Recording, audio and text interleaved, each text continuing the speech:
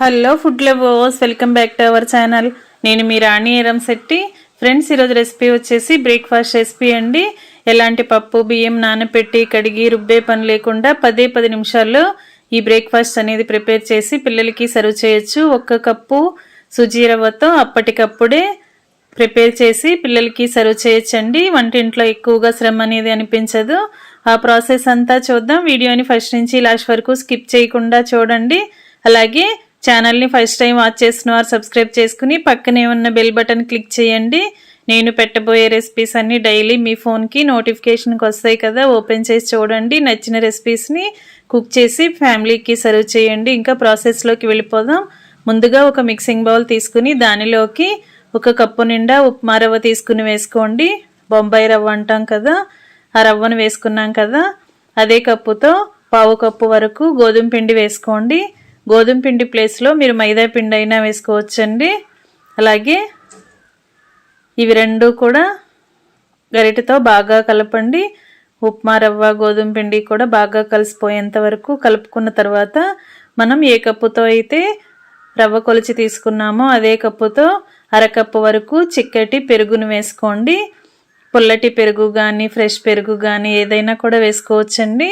పుల్లటి పెరుగు అయితే బ్రేక్ఫాస్ట్ అనేది చాలా టేస్టీగా ఉంటుంది. అలాగే అదే కప్పుతో 1/2 కప్పు వరకు వాటర్ పోసుకుని ఇవన్నీ కూడా రవ్వని పీల్చుకునేలా బాగా గరిటెతో బాగా కలపండి. ఉప్మా రవ్వ గోధుమ పిండి కూడా పెరుగుని వాటర్ని బాగా పీల్చుకుంటుంది. ఇదంతా కూడా బాగా కలిపిన తర్వాత గిన్నెకు మూత పెట్టుకుని 10 నిమిషాలు పక్కన పెట్టుకుంటే సరిపోతుందండి. బాగా నాని ఉంటుంది. ఎక్కువగా నానాల్సిన పని లేదు. 10 నిమిషాల తర్వాత చూసినట్లయితే బ్యాటర్ అనేది గట్టిపడుతుంది. ఉప్మా రవ్వ అంతా కూడా వాటర్ని బాగా పీల్చుకుని పిండి గట్టిగా వచ్చింది కదా, ఈ విధంగా కలుపుకోండి. 1 కప్పు ఉప్మా రవ్వకి 1/2 కప్పు పెరుగు వేసుకుని 1/2 కప్పు గోధుమ పిండి కానీ మైదా పిండి కానీ వేసుకుంటే సరిపోతుందండి. ఈ విధంగా కలుపుకున్న తర్వాత 10 నిమిషాలు నానిన తర్వాత సన్నగా తరిగిన పచ్చిమిర్చి ముక్కలు, సన్నగా తరిగిన అల్లం ముక్కలు వేసుకోండి. కొంచెం కరివేపాకును కూడా వేసుకుని సన్నగా తరిగిన కొత్తిమీరను కూడా వేసుకోండి. తర్వాత రుచికి సరిపడా సాల్ట్ వేసుకోండి. సన్నగా తరిగిన ఉల్లిపాయ ముక్కలు కూడా వేసుకోవచ్చండి. మీకు నచ్చితే ఉల్లిపాయ ముక్కలు కూడా యాడ్ చేసుకోవచ్చు. సాల్ట్ వేసిన తర్వాత 1/2 టీ స్పూన్ జీలకర్రని, 1/2 టీ స్పూన్ వంట సోడాని వేసుకోండి. కొంచెంగా వాటర్ పోయండి. నేను చూపించినన్ని మాత్రమే పోయండి. 2-3 టేబుల్ స్పూన్లు మాత్రమే వాటర్ పోసి మనం వేసిన ఇంగ్రీడియంట్స్ అన్నీ రవ్వలో కలిసేంత వరకు చేత్తో బాగా కలపండి. మనం గోధుమ పిండిని వేసాం కదా, అది కొంచెం సాగుతున్నట్లుగా వస్తుంది. వేళ్లతో పిండిని బాగా గట్టిగా కలిపిన తర్వాత బ్యాటర్ అనేది కన్సిస్టెన్సీ అనేది ఎలా ఉందో చూసుకోండి. బ్యాటర్ అనేది మరి గట్టిగా ఉన్నట్లయితే మరి కొంచెంగా వాటర్ని యాడ్ చేయండి.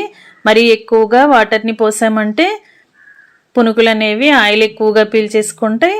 పిండిని కరెక్ట్గా కలుపుకున్న తర్వాత స్టవ్ ఆన్ చేసి కళాయి పెట్టుకుని డీప్ ఫ్రైకి సరిపడా ఆయిల్ పోయండి.